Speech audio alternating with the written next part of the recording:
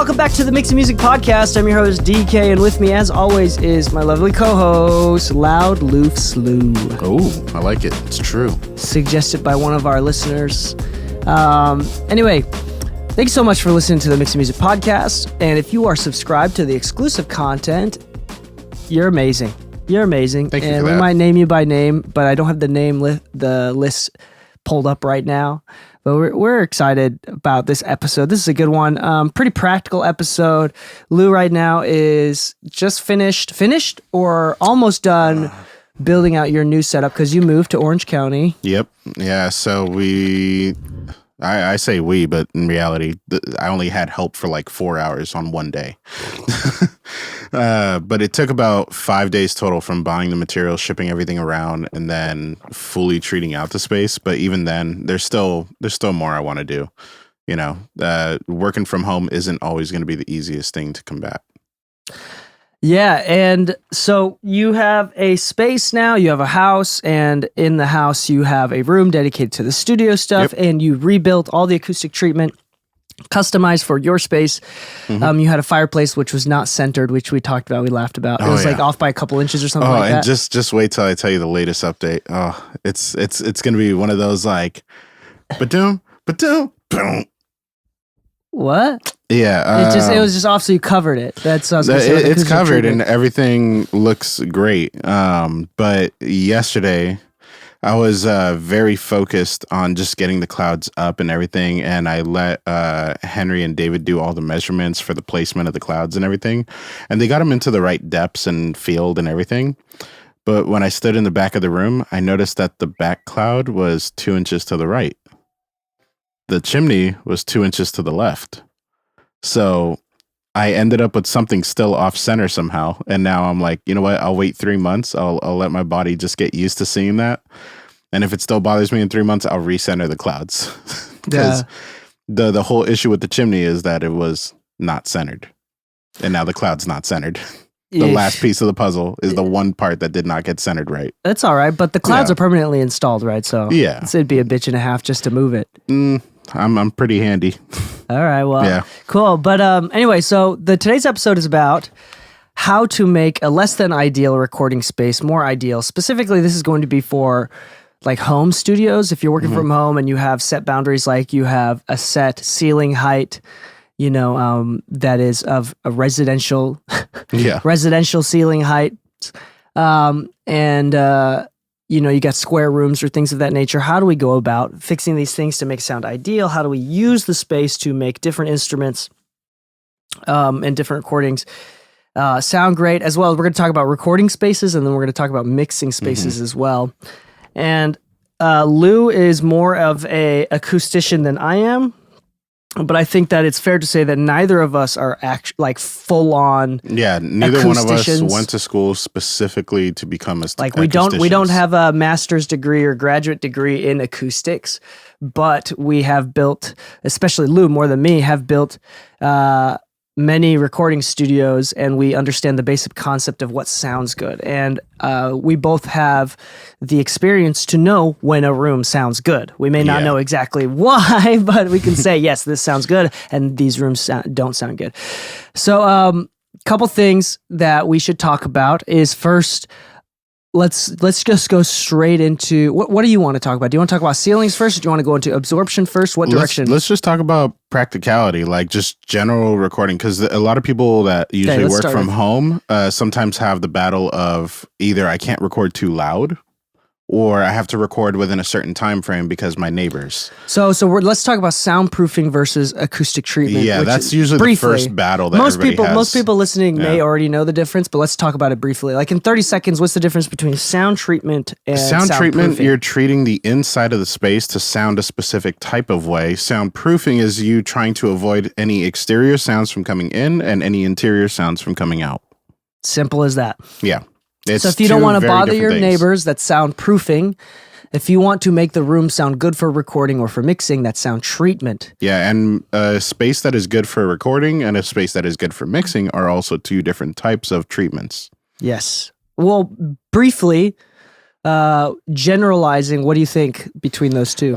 Mixing in a home studio typically has like a 3 to 5 decibel range within a flat response. So like you can have peaks and dips within a 3 to 5 decibel range. In most pro studios, it's between 2 and 3 decibel dips. But you're talking about RT60 like reverb times? Frequency response and reverb times is typically around like 200 to 300 milliseconds in a like mixing space, right? While in a live room, you could have half a second, you can have a whole second, depending on what you want your live room to sound like. Mm-hmm. For instance, when we went to what used to be 17 Hertz one-on-one studios, that live room was very live. Even though it had a lot of absorption kind of stuff going on around the top, the bottom half of the walls were all natural wood or glass, and it was all caving in. So you heard a lot of that room booming, but you didn't hear like ringing.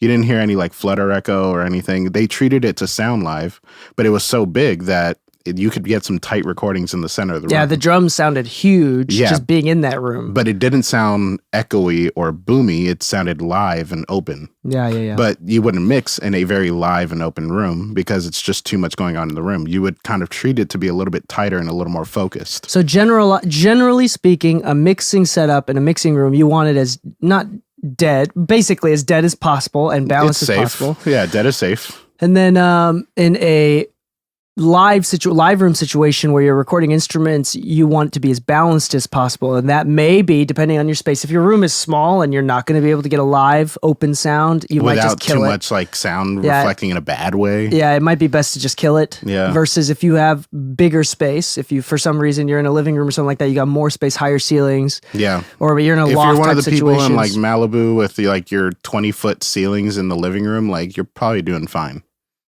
Yeah. So I think that's what... So those are the two different types of situations that we want to be in. Let's talk about in a non-ideal space using absorption in a recording room, and then let's go into a mixing room a little bit later at the end. Sure. First off, in a recording room, if you have multiple rooms in a house or in an apartment or whatever, let's... And you haven't quite put anything in. So you just moved in, you haven't picked a room, which one to use.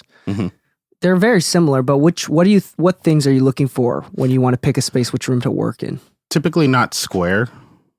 Square usually has like nodes that all just kind of align on top of each other because it's equal distant in every direction. That's the same with mixing too. You want to pick the longer room. So like, let's say you're putting a vocalist in the middle of the room. Chances are they're having phase cancellations in the middle of the room because reflections are 3 feet to the left and 3 feet to the right, 3 feet in front of you, 3 feet behind you. So it's equal wavelength. And let's say that whatever frequency is 3 feet long, then it nulls itself out just outside of you. But if it's 6 feet long, you're actually nulling right on top of yourself.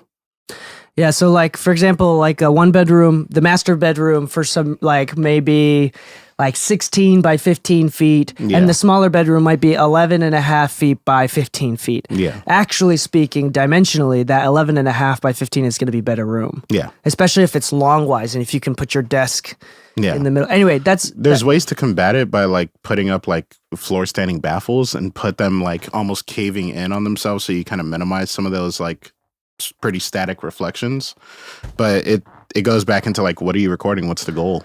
Maybe we briefly talk about absorption and acoustics and how egg cartons and foam doesn't work. Yeah. And carpets. That I actually looked up the study on carpets for sound, which is kind of fascinating to see what they actually do and what they don't do. And the absorption coefficients or whatever the hell it's called. It's literally like 1 decibel at 1K and above. Yeah, so it's very, very little. I mean, it's something, but it's very little. Yeah. And so let's talk about that real quick. So basically in the professional world, what you want to use is 703 Owen and Corning. So it depends. So there's been a shift into mineral wool, like rock wool. Rock wool is popular. Reason being is that Owens Corning 703, it is fire rated and everything. It is good. The price per what you're getting is decent compared to other like rock wool some sort of insulation wrapped in wood and fabric. The reason rock wool has become popular is because it's not insulation. It's not using fiberglass. Oh, so it's safer? It's safer. It's better for your health. When you touch it, you don't need to wear protective gloves because it's not a bunch of pieces of fiberglass going into your skin. It's actually just rock that's been broken down. Yeah. And if you want something that's an equivalent to it, you can do like comfort board 60 or 80, and it's an equivalent price, if not a little bit cheaper, with Rockwell. So a lot of the acoustics being done in studios, like if you hire a fabric mate, they use their own Recore, which is actually better spec-wise than Owens Corning 703 or Rockwell, because it's a bit easier to handle. It's less of a breathing hazard and all that. So all around, it's safer for the people who build panels, and it's safer for people who have them in their space. Yeah, absolutely. I want to bring this up briefly, a little bit of a tangent here. DL in the comments of the live stream, we are live streaming right now, asks, does working out of a house, wait, hold on, what does it say? Do you really want rappers to know where you live? Basically, working out of a house, the dangers of working out of a house. We'll say it is ideal to not work in a house for tracking. For mixing, it matters less. But for tracking, for safety reasons, because you have to have the clients come into the house and you don't know who you're working with sometimes. Yeah. It is safer to do it outside the house. But we're talking about like if you have to work from home, whatever. Yeah. Like some people, a great example of this notion is if you look up Andrew Masters on YouTube and you see like, I forget what the series is called, but basically like unbelievable home studios or crazy home studios, whatever. But the people that are doing these crazy home studios and all that, they have their own safety precautions in place, but usually they only work with the same people they've been working with for a while. Part of their success is consistency, and so you don't bring around people that you don't trust. That's a good point. Yeah, typically you don't. Yeah, if you are working in a home studio in a producing recording setting, if you've been doing it for a while, you work with people you already know. You're not bringing in new clients from Google Maps, like random people. So I think it's not an issue so much of like rappers necessarily, but it's more of an issue of like if you're consistently working with random people that you've never worked with before, that is something to consider when setting up a home studio versus outside studio. But let's just continue to talk about like if this is the thing that you've decided, works best working for you. at home is like the only thing that you're able to do, whatever, or if you're just there as a hobbyist. I mean, lots of people are hobbyists listening to this podcast. Yeah. So anyway, so going back to absorption, using some sort of, you can buy panels like GIK Acoustics, which we always recommend. They should sponsor us. If you're out in LA, there's like John Hunter Acoustics, who like he builds, customizes, installs them all himself, or his team does. It's the same sort of thing, but you literally build hundreds of acoustic panels every single year in various sizes. Yeah. And they're really quite more affordable than people think, especially when you buy them. Because GIK, if you buy this 2 foot by 4 foot by what is it? It's like 4, 5, 6 inches deep. I think it's this one's like 5 inches deep, I think. I think it's the 4 inch plus 3/4 inch or 1.5 inches of framing in the back. Yeah, something like that. Yeah. That's like I think for like a box of 2 panels is close to $200. It's like close to $200. I think it's like $100 each. Yeah, it's like $100 each ish. Building it yourself. If I were to, so I actually just did this weekend. Yeah. I cracked open one just to see what it was because I needed to build 2 more identicals. Total cost of material broke it down to about $30. Oh, cool. Yeah. So literally about $30 a panel, $30 to $50 per panel, I think is a great idea. And we've done episodes in the past that measure, like there's a websites that you can go to determine how much of the wall you should be covering in absorptive material. But this is very, very important, especially in a home environment, especially if you're in a non-ideal space, square, low ceilings, things of that nature. Deader is better is a phrase that we hear often in the industry that we want to clarify that's not exactly true. We want to rephrase it to deader is safer, especially in non-ideal acoustic environments, but it's not better. Better for recording is oftentimes live, spacious, open rooms. Yeah. Right? Like, for instance, if you ever listen to a recording in your home that you did in your closet full of clothing and all that, because I'll be honest, I think just about everybody's done that at some point, whether it was like recording at a client's house or recording at your own place, or you just needed a quick solution. There's a certain amount of like boxiness to the sound, even in a bigger dead space. Like there's something unnatural about it. And so when we talk about these like big grandiose vocals that just sound like they're right in front of you, a lot of times it's like the mic isn't right on their mouth. In fact, if you're recording with your mouth against the mic, you're doing it wrong. Just to give you context. You should read your owner's manual or go to the website and see their recommended spacings. And a lot of times you'll see about 6 inches to like a foot sometimes. But realistically speaking, like you want that big grandiose sound, you need space. And sometimes that room is part of that space, because the more space you give yourself between the mic and your source, whether it be a guitar amp or anything, the more you're going to hear the room play a factor in the sound. Yeah, there's the idea of, okay, so we got room, effects, nodes, and there's a couple ideas. For example, if you want to be really cheap, I think it looks better if you build panels. Like if you're watching on YouTube or Twitch or whatever, and you see our videos, you see I have acoustic panels lined up on the walls. Mm-hmm. If there's other ways that you could do it, like for example, if you go to, this can be stinky, but for some reason you have like a bunch of like mattresses. Oh, yeah. Like bed mattresses, and you can line them up against the wall. I've seen like a mattress fort instead of a vocal booth made of like twin mattresses stacked on top of each other, things like that. That would work well. I've seen also like heavy weighted moving blankets put not on the wall directly, but like hung via like a couple inches off the wall with like some sort of like hanger, or what is it, like the curtain hangers where what is it, the rods that you stick off the wall for curtains. It's for curtains. It's curtain rods. Yeah, it's curtain rods, but they put a frame together out of it. Yeah, it's curtain rods, so it's like a few inches, maybe like 4 inches off the wall, and then they hang heavy duty moving blankets around. Yeah, so there's a company that actually popped up because of this trend, and they sell you a PVC kit. So it's literally PVC piping for plumbing, but they also give you like a dense little curtain to actually put on it. Yeah. So you can do that. And in fact, I actually know plenty of people that are signed to labels that actually record like that from home. Yeah. But honestly speaking, like there's a bunch of different ways, but one of the biggest issues that a lot of people run into in their home is like noise. You know, maybe the door doesn't have any weather stripping or anything, so you can't really block out the sound from outside. The room gets hot, but the AC is loud, so you're trying to record with the window open so it doesn't get too hot. You might be, like in my case, the room is 25 feet long, but at the 25th foot is a kitchen. You know, so part of the issue can be that maybe you hear the fridge going off in the background or something, you know. Maybe you live near an airport and the plane flies by once in a while. You know, that's where like soundproofing is kind of the factor. And no amount of acoustic panels is going to make all of these things go away. It can help dampen it though, because when we're talking about noise reduction or lowering the intensity of sounds escaping a space, we're talking about velocity like blocking, essentially. Like you want to reduce the amount of velocity from the frequency, right?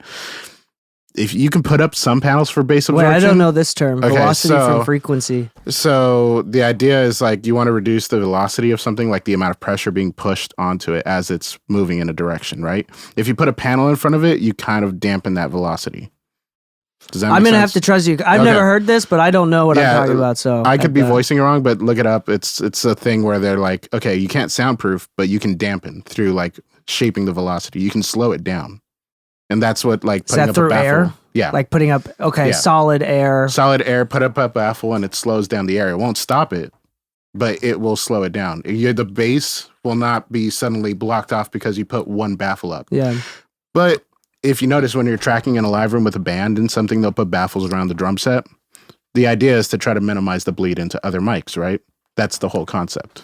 It's not going to soundproof anything, but it can help. So maybe you put a baffle in front of a door that has a bunch of noise behind it.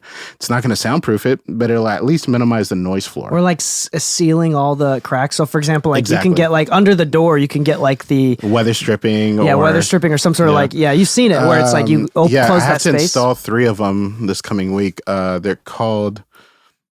what are they called? But it's funny because like open air is the worst transmitter of sounds. So like water, like in water or through solids, sound travels faster. Yeah. So if you use some sort of like dense fabric or rock wool and then leave open air behind it, that'll kill the most amount of sound. We're talking about soundproofing now, but anyway, when it comes to acoustic treatments with the rooms, absorption is the way to go. Diffusion is something that is going to be used for larger rooms. It's not to be honest, if you're in a room that's like 10 by 8 or something like that, or even 10 by 15, diffusion won't actually fully work. Like 10 by 15 is like, I guess you could say like a bare minimum if you put it on the 15-foot run of it. You know, like diffusion needs space to fully work. There you go. So that's another thing to think about. So just gaskets. Make sure. That's what it's called. Gaskets. Oh, just gaskets. Door gaskets. Yeah.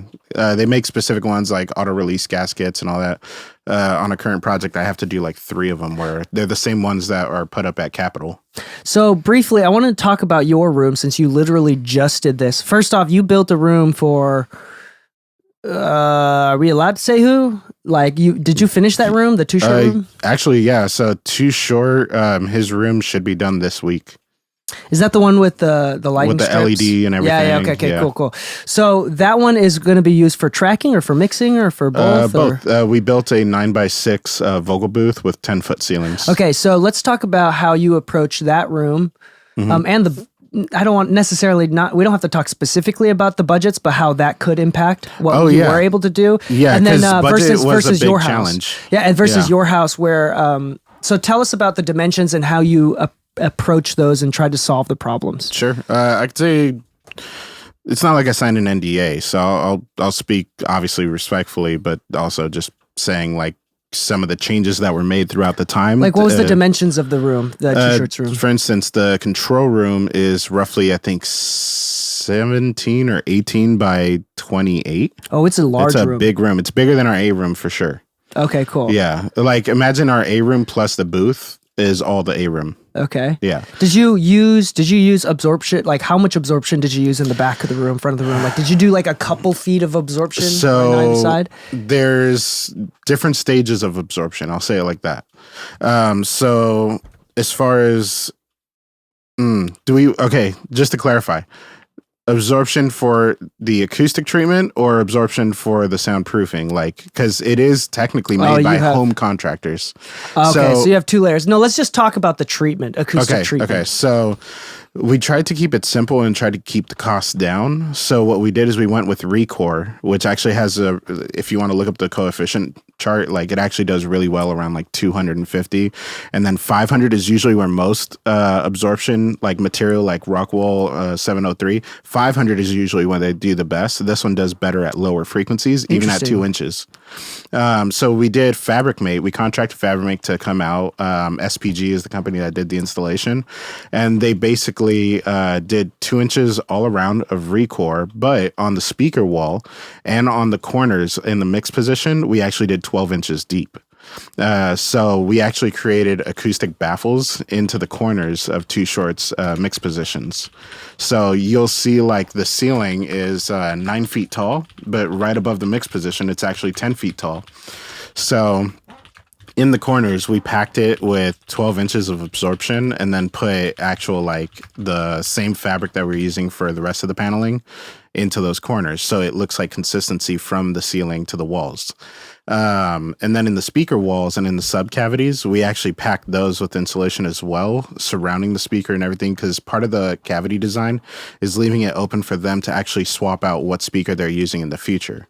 So like they have certain speakers now, but if they want to buy Augsburgers, they can actually reframe into Augsburgers. Oh, sweet. Without having to like completely destroy what they built. Hold on. So let's go back into this. So how much of the square footage of the wall did you put acoustic treatment on? Is it fully covered? All of it except the ceiling, except for the mix position. The mix position, we built a 10 by 8, I think it is, a 10 by 8 ceiling cloud that's 6 inches, and we have it spaced 6 inches off of the ceiling. So basically the entire room is covered in fabric walls with except for the back material. ceiling. Except for the back ceiling. Yeah. Right. So that's pretty high grade. That costs a lot. That takes a lot more planning. You had contractors in place. Just for the FabricMate alone, I think we still had a budget of like 25 to 30 grand for just the fabric. Just FabricMate, the whole treatment. Okay. Yeah. And then for you, and like, let's go into your home studio that you literally just finished building out. Yeah. What were you trying to solve? Like, obviously, I would be surprised if you had like 30. One. Yeah. So you don't have like a 30, 50 grand budget for your home studio. Hell no, I don't. I wish I did. At that point, what am I doing at that place? So within your restrictions, what are the most important things? Like, what are the priorities that you have, and how did you go about fixing the problems that you found? Correcting RT60 is usually the first issue most people have. So RT60 is what? Reverb time? 60 milliseconds. Yeah, I don't how long it takes for a certain frequency to decay below 60 dBs. 60 dB. That's what it was. Yeah. Not milliseconds. Yeah. So tell us about this. And so you talked about reflection points, the obvious reflection points. Yeah. So usually it's the first reflection points that everybody's going to treat first, because if you think about like home filtering, right, you have the first signal coming from your speaker and then bouncing off the wall and coming towards you. It's the same idea even if you're setting up a booth. Like if you think about putting a vocal in a dry room, that vocal is bouncing off of those walls and getting back into the mic. So usually first reflection points is what you're trying to tackle first. But there's also things like corners where there's bass buildup and things of that nature. There's also the back of the room, which is slapping the signal back to you because and you have a very long room. What are the dimensions of your room? 9.5 by 25 feet. Oh, so it's long and narrow. It's very long and it's narrow. That's pretty ideal, though. That's fairly ideal because you could throw it into the back. Yeah, like I won't be able to fit Augsburgers, but I can definitely fit like some focal trios or Genelec 1037s. And with a long throw room, you can actually have sub frequencies. Like you can actually like put in a sub. I'm not gonna lie, my low end is oddly like. I'm curious to hear subs in my room and see if I actually need them, because I've. No, I'm saying that you actually have the space long throw wise for the sub frequencies to develop. Yeah. Without phase issues, exactly. Without as many nodes. And it's interesting. Yeah. We did a session on Saturday, my first sit-in session. Mm-hmm. In fact, first session period. Like, in fact, part of the driving reason why I worked on it so quickly versus taking my time was because I had already scheduled sessions. Like people that regularly like to work with me in person, that just they're used to coming to my place. They know my stuff. They know I know my stuff on my system, and they'd prefer for me to work on my stuff on my system than go somewhere else. Yeah. So I needed to meet deadlines when I set this up. Yeah. So anyway, so first off, you don't have a $50,000 budget, so you were working on first reflections. Mm-hmm. You were just building acoustic panels. How did you go about tackling it? So you picked one side of the room. You were gonna do long throw. That was the first thing. Yeah. So the length of the room is behind you. Yeah. The 25 feet is basically behind you. You're right into the corner. In your case, you have a fireplace on one side, so you covered it up because it was ugly. And built a false wall and a false floor for it. Yeah. Oh, yeah, that's right. So you you framed it, you did a little bit of framing. How deep are your panels right in front of you, covering the fireplace? They are all 6 inches deep, except for the corner traps. The corner traps are 12 inches deep.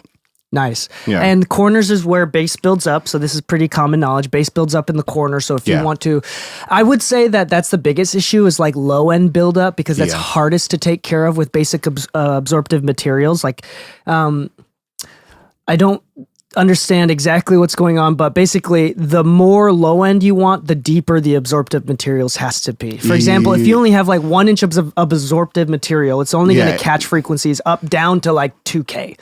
Yeah. Versus like if you have a foot of absorptive materials, it might go down to like 80 hertz. I think there's I forget what the name of the website is, but there's like an acoustic absorber calculator website. Basically, you can say what the actual absorption material is like its actual density. And then you can plug that in, say how deep the panel is going to be. I'm going to look it up right now while you're talking. What did you call it? Put like acoustic absorber calculator. It should pop up with that. But you can actually see the effect of air gapping acousticmodeling.com. That's the one. So check it out. 100 millimeters is 4 inches. Every 25 is an inch. So if we were to say 100 plus, watch go down. Instead, keep that 100 there. And then, so just air gap? Yeah, air gap is 100 as well. So watch, hit calculate, and you can see where the coefficient actually shows you. Oh, you're getting lower absorption, but you lose a little bit of that like 900 hertz, 800 hertz when you add that air gap. So what you're doing is you're extending the absorption into the low end, but you're sacrificing other ranges. Okay, hold on, real quick. This is acousticmodeling.com / porous. So just type in like, what did we type in? Acoustic absorber calculator, and you can like compare just off of like material physics and types acoustics. and all that. You can calculate how much these frequencies are being absorbed. And just by adding, what we're looking at is a graph that is literally comparing 100 millimeters of absorption versus 100 millimeters of absorption and 100 millimeters of air right behind that absorption. And you can see that it goes down, it catches frequencies almost 100 hertz lower. Yeah. With air. Yeah, which is cool. The whole idea behind that is, once again, like we were talking about earlier, by affecting the velocity of the frequency, just the source material's velocity in the air, right? By slowing it down a little bit, it still goes through the panel. That's why we can't soundproof with just acoustic panels. It's not going to happen. But because it's hitting that wall and trying to get back, it actually has to go through that material a second time versus just being trapped against the wall. Yeah. You know what I mean? So it's going through another layer of absorption. And the air is just the worst transmitter of sounds anyway. Now, here's the catch, though. If you were to plug in a bigger air gap, you'll notice that it starts losing its effectiveness. So your air gapping usually has to be 1-to-1 at a max. So if you plug in like a 200 air gap, all right, let's do 400. Yeah, let's go 400. You see that? You start losing other things. Like you get more low end, but you're starting to lose out on your mid absorption. Interesting. So let's do like 50. Yeah, interesting. Yeah, and it's actually more consistent with the rest of the absorption. So let's go like 200 millimeters of absorptive materials. So an 8-inch panel with a 2-inch gap or 4-inch gap. See? Yeah, and then let's go 200 here. Yeah, it starts getting like interesting. Yeah, so I think 300 would make my corner trap. Interesting. Yeah, like there's only so much air that you can put in before it starts to create... If you were to plug in absorber thickness 300. Okay. Is that what you have right now? Yeah. Okay, 300. And then the air gap behind it is about 200, so 8 inches.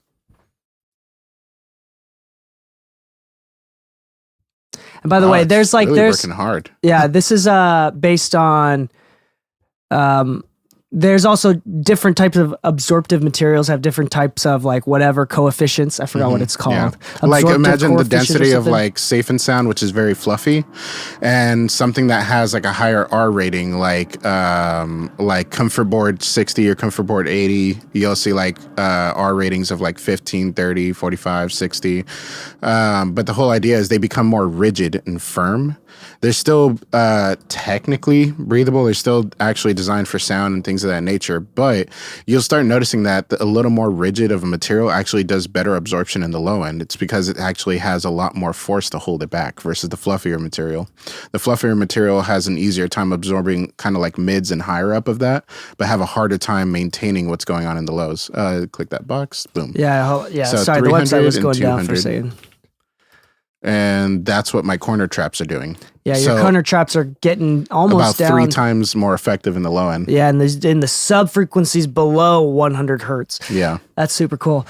Yeah. So for example, one of the most in the area, like a big famous room for its acoustic treatment was like Bob's room. Echo Room, which is now Fab Factory, which I found out. But it was Bob's room stayed almost exactly the same. The only thing that changed is the color aesthetic. But they kept his room exactly the same because there was no need to change it. But he has like, I think he has like 4 feet of material in front of the front of his room, and the back end was like another 4 to 6 feet of acoustic treatment. Yeah, and then even then there's still air gaps.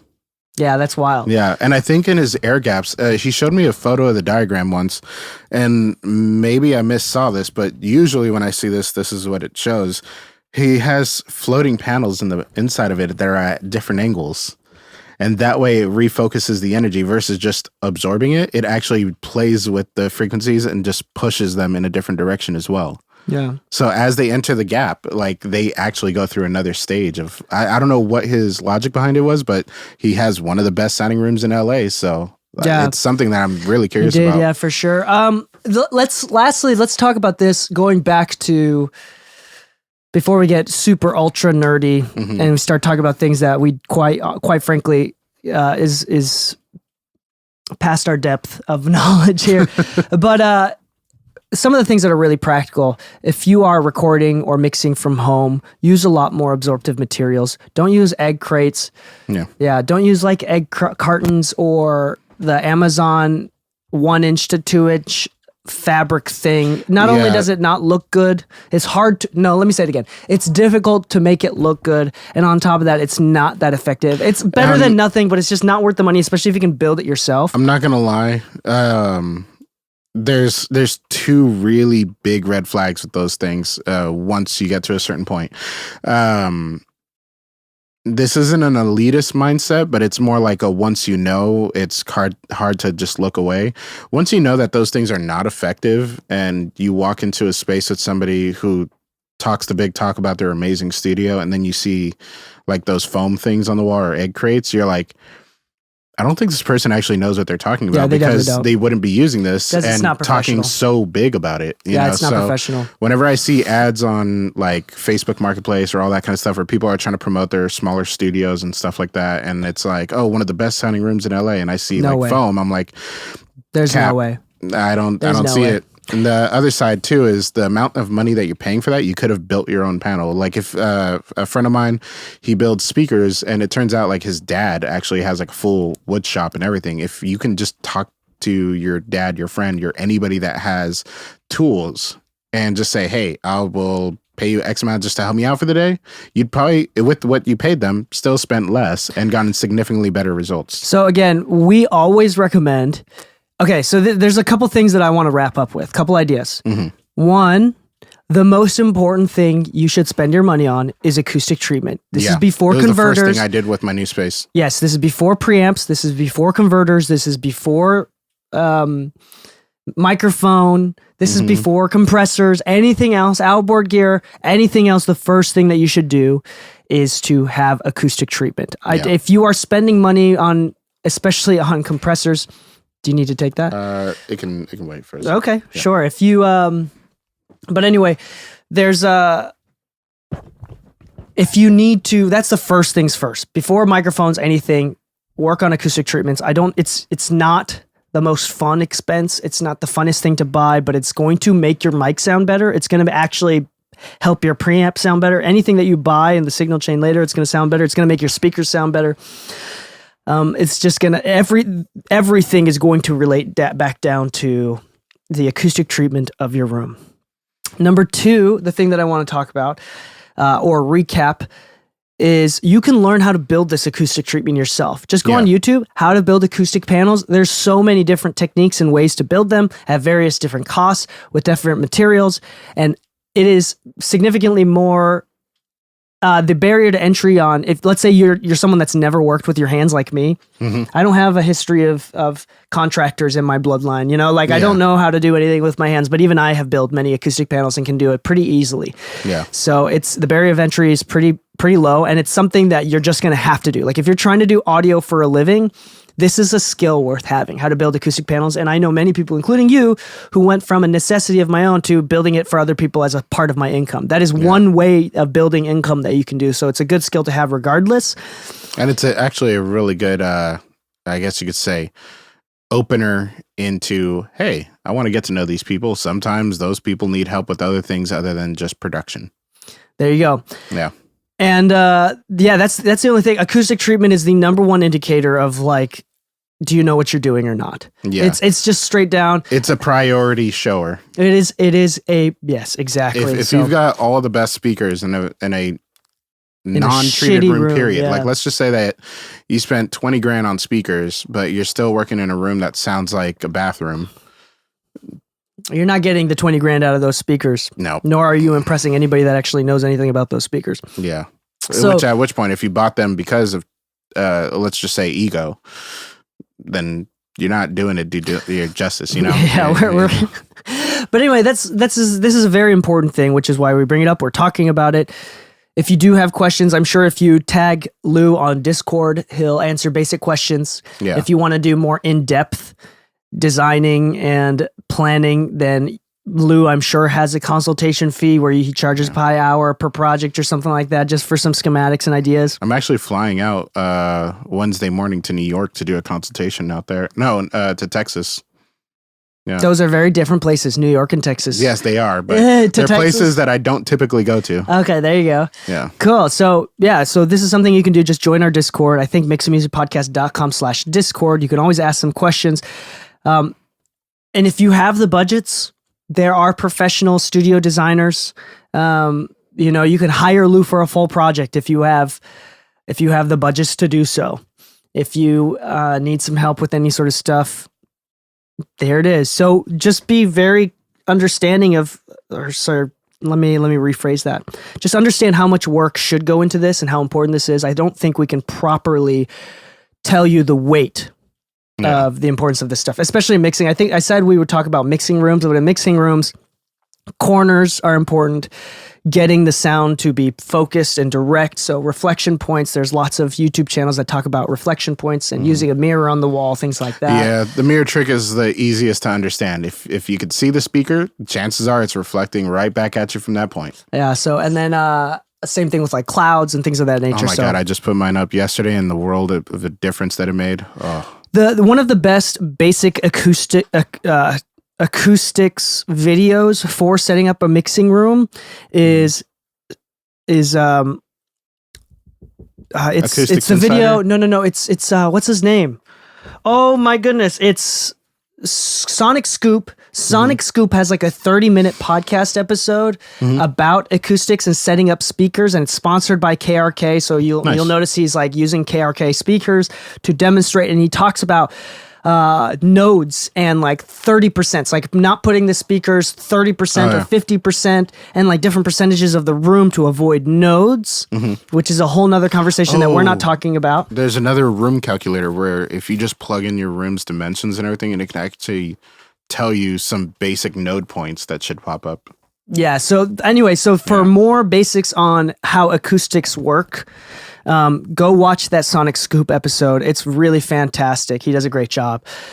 There's a lot more. I think that this is something that if you want to have a studio, we want to emphasize the importance of educating yourself, at least on the very basics, as much as we've done the research on.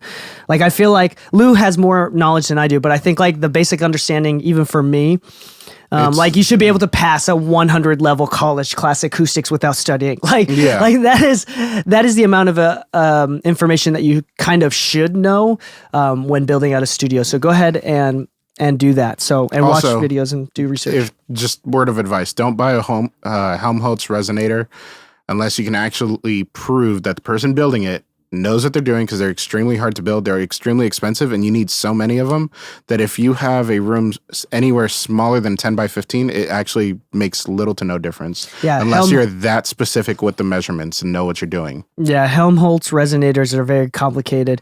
But anyway, that's it for this episode. Hopefully it helps. I know there's a lot of information missing, and I think the parts of our knowledge which we don't know is very obvious. But I think that we hope that this conversation empowers you to do some of your own research and to get a better sounding room and to get better recordings, better music, sound more professional. And on that note, happy mixing, my friends, and stay saucy.